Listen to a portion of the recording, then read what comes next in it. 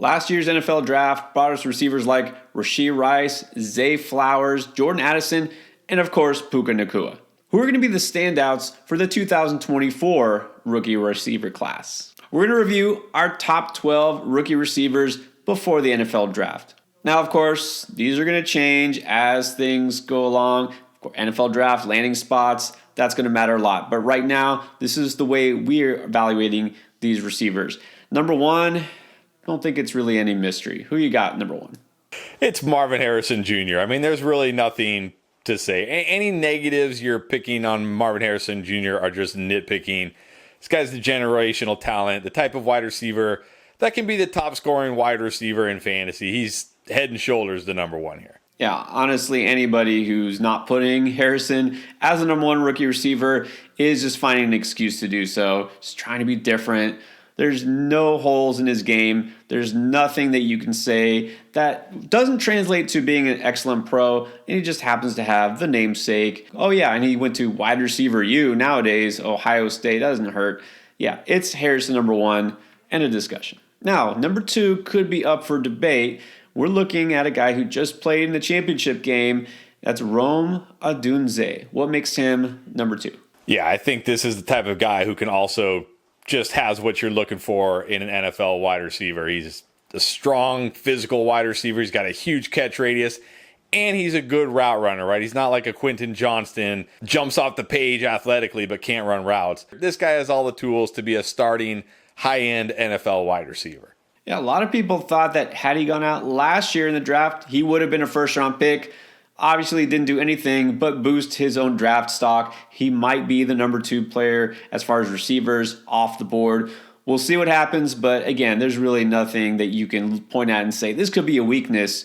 He's not going to be the fastest receiver on the board here, but the size makes up for it. He's just so smooth and fluid on the field, so I think he's going to be a pretty high-end draft pick. Now coming in number three, Malik Nabers. Had a ton of yards, potentially propelling his quarterback, Jaden Daniels, to be one of the top picks in the NFL draft as well. What is it about Nabers that you like? Yeah, he's kind of the opposite of Odunze here. Like, he pops when you watch him off film. This guy is explosive, a great athlete, right? Just making play after play. But the things that make me a little bit nervous about him here is he did struggle against press coverage. I'm always a little bit nervous about that. But he's a guy, get the ball in his hands, he can make plays. He should translate no problem at the next level. And look, some guys that struggle against press in college improve at the pro level. So to me, Nabers clearly the number three wide receiver. Nabers is a guy, like you said, he just jumps out at you when you watch him on film. Just huge game after huge game.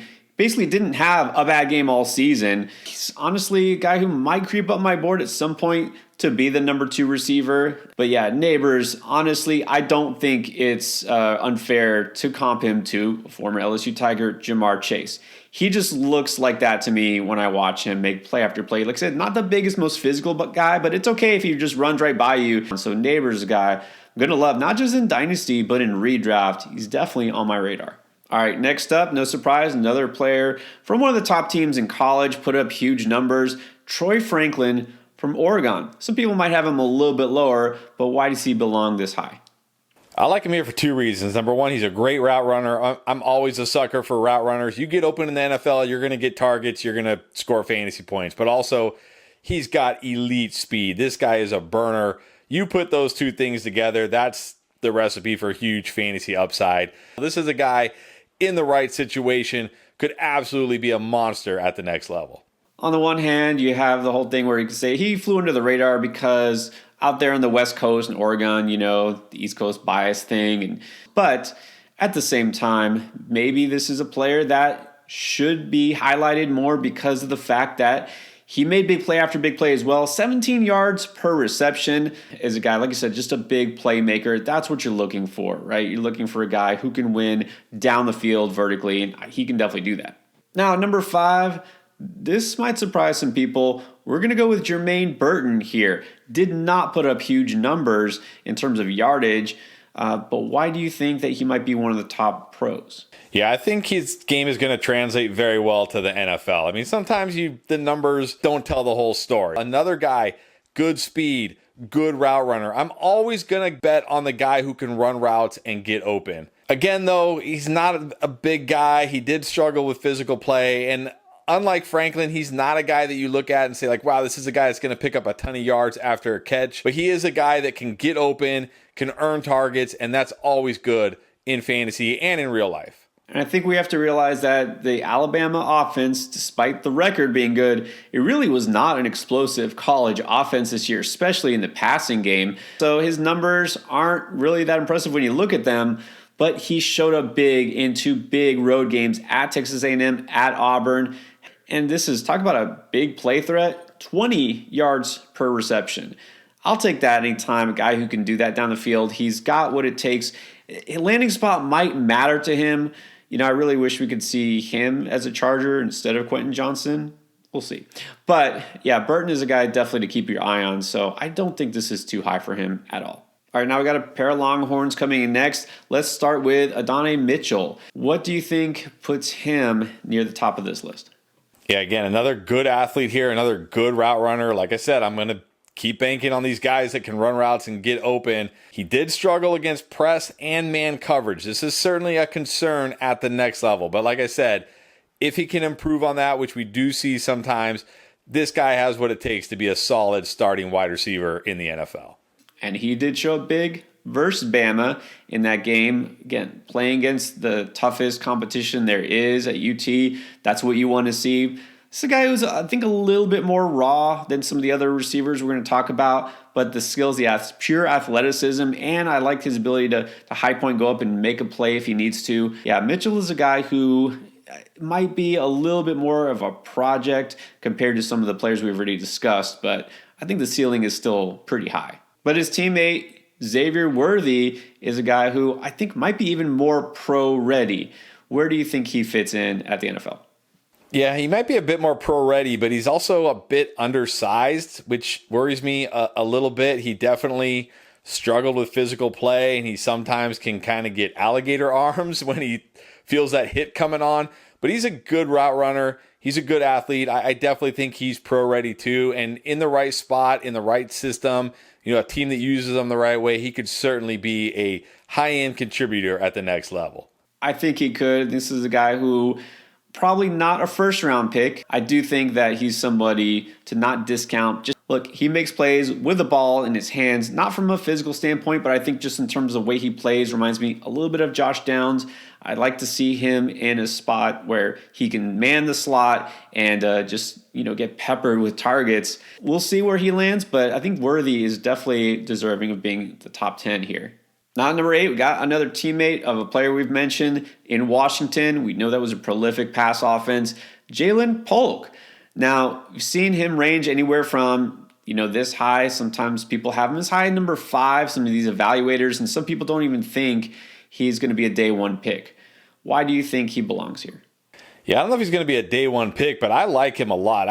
I would have liked to rank them a little bit higher, but I think this is okay. I mean, there's certainly some risks here, but he's got the size. He's a good route runner. He's good with the ball in his hands, got good yard after catch ability.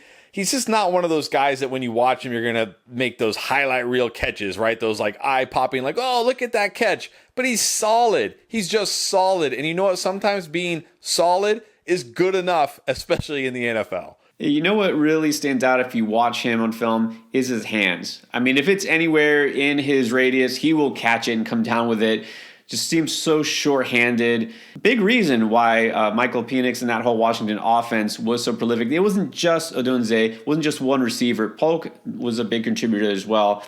And I know we already talked about this year's Puka Nacua on a separate video. Polk isn't going to be that in terms of somebody who nobody's talking about, but physically and just in terms of the way he plays and the way you watch him, he does kind of remind me of Puka.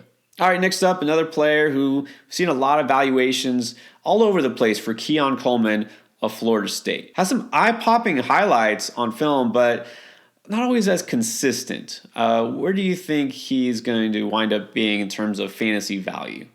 Yeah, he's one of those guys. He's a highlight watcher's dream, right? This guy makes highlight reel catches. He's big. He's athletic. I don't want to say George Pickens because I don't think that's fair to George Pickens.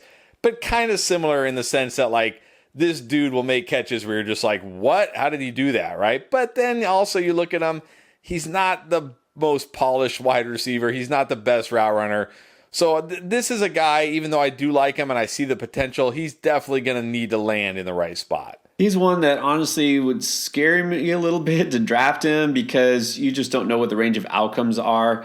He checks all the boxes in terms of physical skills and he had the production, but man, I just don't know what I'm going to get in terms of how he's going to translate as a pro. We'll see what happens, of course. It's going to depend a lot on where he winds up, I think, in terms of how I'm going to evaluate him when it's all said and done. Another guy with all the physical tools, but what will Brian Thomas Jr. do as a pro? Even though he's not small necessarily, he's over 200 pounds, he did struggle against press, and he's not a polished route runner. I always get nervous about these guys that aren't polished route runners. Because remember, in college, you can out-athletic people in college. You can just be more athletically gifted than the guys that are on the other side of you. In the NFL, everybody's athletically gifted. You need to be able to get open and run routes. So certainly a guy, I don't think he's a guy that necessarily is going to make a huge impact year one. He could, but probably more of a guy I'm going to want to see develop. Yeah, and it's too early to really judge last year's rookie class and the year before. And, player comps sometimes are fair, sometimes aren't. To me, I don't want to just immediately say, well, Quentin Johnson, right? A guy who's big and fast, but, less polished. I'm thinking a little more Jonathan Mingo here. I think there's some potential here. I think it just may take a little bit time to coax it out of him. Now, number 11, we're going with Xavier Leggett. Another big body guy. Do you think he's got what it takes to be a stud receiver in the NFL? Well, you just mentioned Quentin Johnston. That's kind of how I feel about Xavier Leggett. Kind of the same size, kind of the same role, and kind of the same deficiencies, which is they're athletic, but they're not necessarily polished wide receivers. So definitely has the physical tools to be an ex-receiver in the NFL level, but I don't think we're going to see it in year one. Really worry here for Xavier Leggett is he's already kind of old for a wide receiver. So you're talking about an older wide receiver who needs to develop. I have my concerns about him at the next level. Breakout age for him is really late because he really hadn't done anything until his senior season. Something to watch for. Could, in the right spot, wound up being a very productive receiver. I don't know if he'll ever be a number one receiver, though. Leggett's somebody to definitely monitor, though. Hey, in the SEC, he did go up against some good competition. Then who's going to make the list at number 12? Let's go with a smaller school guy, Malachi Corley. He's kind of impressed us both, but again, of course, you always have that argument of the competition he faced. Can he do it against NFL defenders? Yeah, it's always a worry with a player like him, but I kind of feel like Tank Dell-ish from him. Now, he's bigger than Tank Dell. He's certainly bigger, but he kind of has that same game, right? He's not this incredible route technician, but man, you get the ball in this guy's hand and he can make things happen. Just find ways to get him the ball. Certainly there's worry here, not only the competition he faced, but the scheme they ran there at Western Kentucky. We're not talking about a pro-style NFL offense here, so certainly some worries, but that's why we've got him down at 12. But man, the upside is there. Yeah, there's some upside. Again, this is what we're looking for, translatable skills. Yeah, he did it at Western Kentucky. We'll see if he does again. Remember, for every Sky Moore guy who kind of flops because they can't handle, the pro level of competition, there's a guy like a Demario Douglas who I even think will be much better next year because think about what he dealt with quarterback-wise. Guy who can be productive given the opportunity. I think Corley definitely is somebody to watch, and he could jump up the board as well. Those are our top 12 rookie receivers heading into 2024 as of right now. What about just the top 12 overall? We got that here too.